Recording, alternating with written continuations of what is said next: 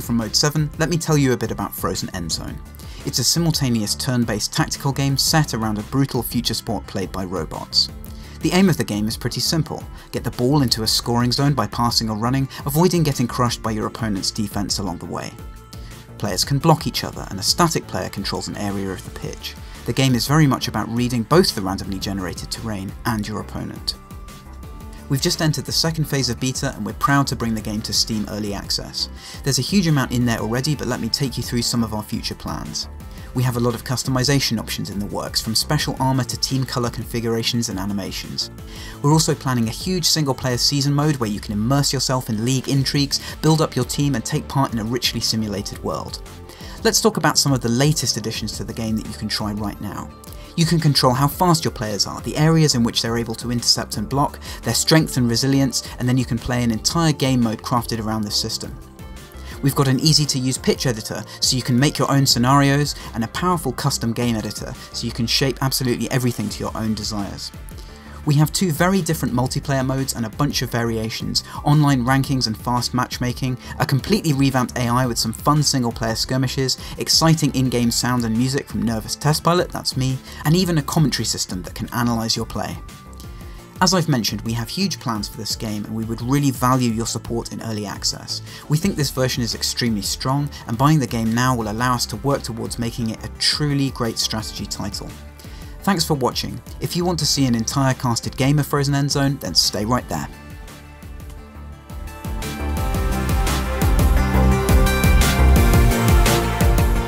Hello and welcome to this game between me and Bin. I am Paul, I'm in the green up here, and Bin is in the red here on defense.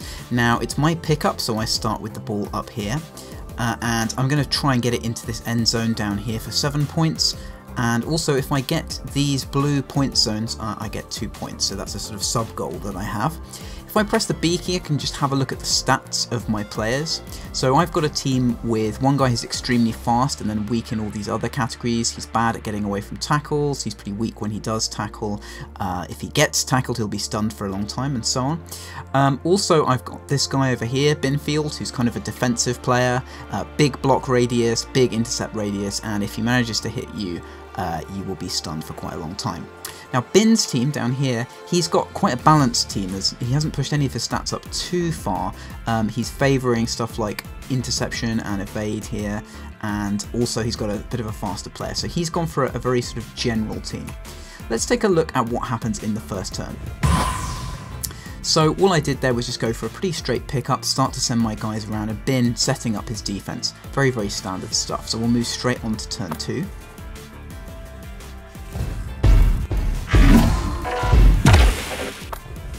Here what I've done is just slip that pass out to the side.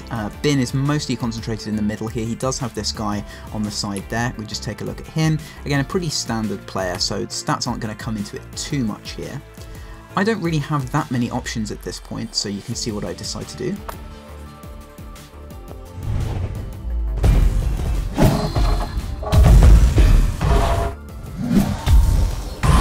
So that's what we call a punt. I decide to actually pass over here to his guy to kind of snooker him, put him in a difficult position, and I've managed to contain him here pretty well, and he's kind of boxed in by this block there, so he doesn't really have that many options. Now what happens in the next turn is actually fairly critical.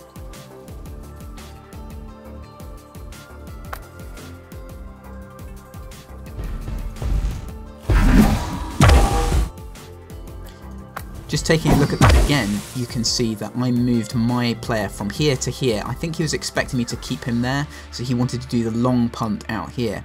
At the same time, what I've been able to do is run this guy in here to quite a controlling position, and that becomes important in the next turn.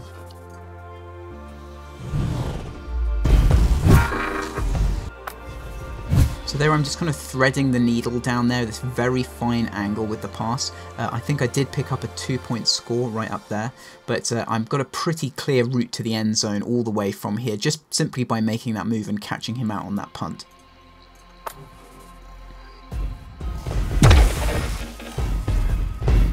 Touchdown! And that completes my pass for the score. So what happens now is that we move on to the next phase of play. Bin has the pick up here. As you can see, he's starting up at the top. He is quite significantly behind now, so he's got a lot of work to do. Let's take a look at his pickup.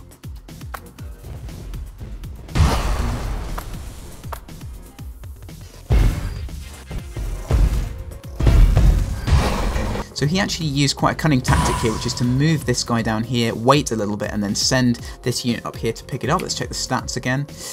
This guy actually gets a bit of a benefit when he picks up the ball. He's actually kind of setting himself up here for quite a good little position in order to try and push me back quite a lot. So let's take a look at the next turn.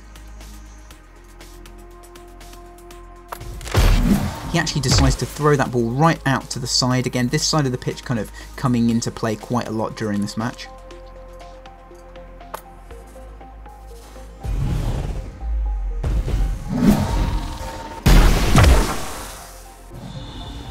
That's really good end zone play from Bin. This is exactly the kind of thing you have to do if you want to be good at this game. You've got to spot the wide angles. So here he decides to completely switch up the direction. As you can see, I kind of overemphasized my defense, bringing stuff across here to cover all of those areas. But what he's managed to do is sneak that right across over that low block to there. Pretty good move.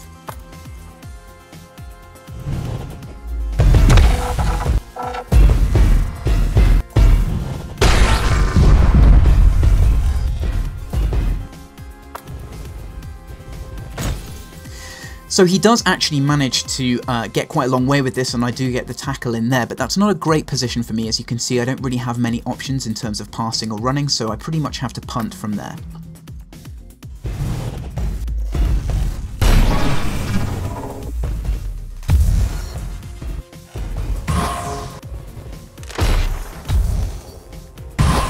There's my punt over to the right hand side there, and he picks it up kind of quite far back. I feel like I've pushed him back a decent way. Now what I'm really looking for here is him to kind of put it in this area of the pitch. I'm getting concerned that he'll do what he did before, which is to switch up the direction radically and change things. So I'm going to kind of start bringing players across here in order to deal with that.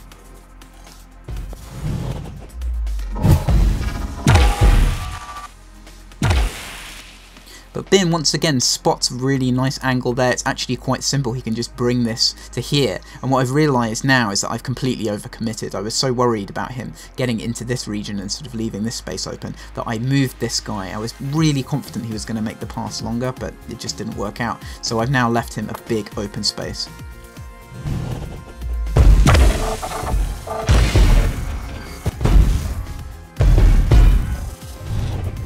Touchdown.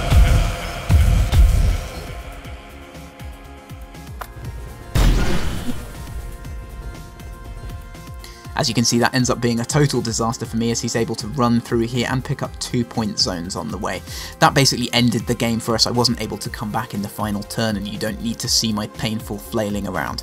I hope that's given you a good flavour of this game mode, also a little bit of an introduction to stats. As you get further into the game, you can balance your teams differently, you can start to do plays that really make use of your different players. You can see here I had players that had bigger interception radiuses, and what I should have been doing with those was positioning them in much better locations to give me more confidence that I could block off that passing. It would have been good also if I'd had a player with a better block radius. I don't really have anyone on my team who has that good blocking. Binfield has quite good blocking, but he was in the wrong place at the wrong time there. So again, it's really about sort of setting up your team, thinking about balance, and then using the positions of your players as best you can to your advantage.